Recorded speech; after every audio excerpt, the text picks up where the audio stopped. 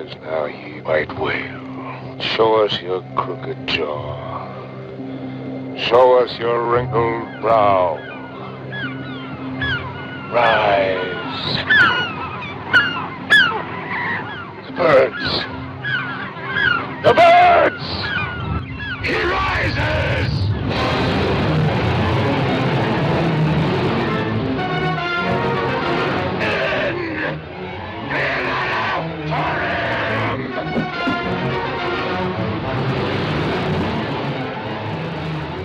Moby Dick, Chapter 1, Loomings.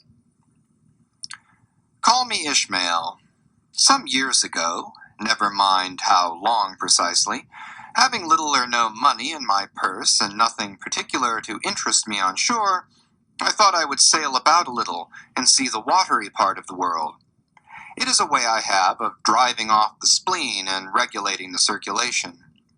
Whenever I find myself growing grim about the mouth, whenever it is a damp, drizzly November in my soul, whenever I find myself involuntarily pausing before coffin warehouses and bringing up the rear of every funeral I meet, and especially whenever my hypos get such an upper hand of me that it requires a strong moral principle to prevent me from deliberately stepping into the street and methodically knocking people's hats off, then I account it high time to get to sea as soon as I can.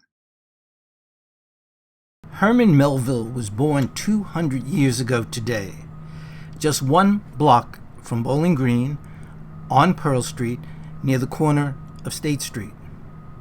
Much of his life was lived in and around Lower Manhattan. Melville walked all these streets countless times, would regularly be seen in Bowling Green, and is even known to have climbed the steeple of Trinity Church. And he worked for a time as a custom clerk at 55 Wall Street, in the very same building that occupies that site today, now a Cipriani ballroom.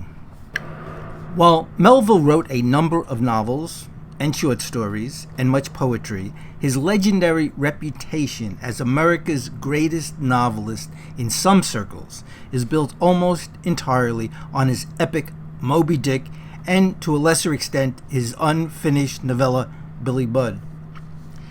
In fairness, scholars have done much exploring of Melville's entire body of work, including his poetry, in proclaiming Melville among America's literary greats. That was certainly not the case in his lifetime, in which all of his works were not well received by many of the critics of his time, including Moby Dick during his lifetime. In fact, Melville was largely ignored during his life, forced to work other jobs to support himself, and forgotten after his death until exactly 100 years ago, on the centennial of his birth in 1919, when a Melville revival took place that continues to this day. If not for Moby Dick, Herman Melville, his name and his works would probably remain forever obscure. Moby Dick, a rather ponderous, overly long novel, if you have read it, has entered American mythology. This struggle between an obsessed captain of a whaling ship, distinctive members of the crew, and of course, most of all, the majestic, huge white whale, the object of Captain Ahab's rage that would destroy them all. The story has been made into a movie over and over again, and likely will be again. But whether or not you have read the book or seen the movie, everyone knows about Herman Melville's mighty Moby Dick, and probably always will. This masterful allegory about America itself.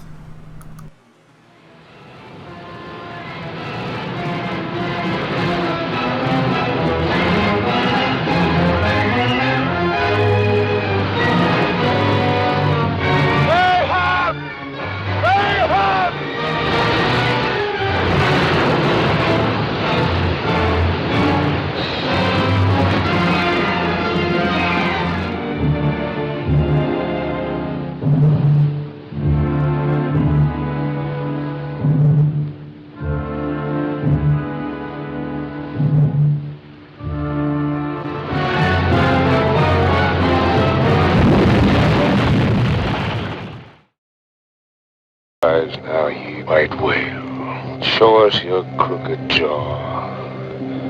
Show us your wrinkled brow. Rise.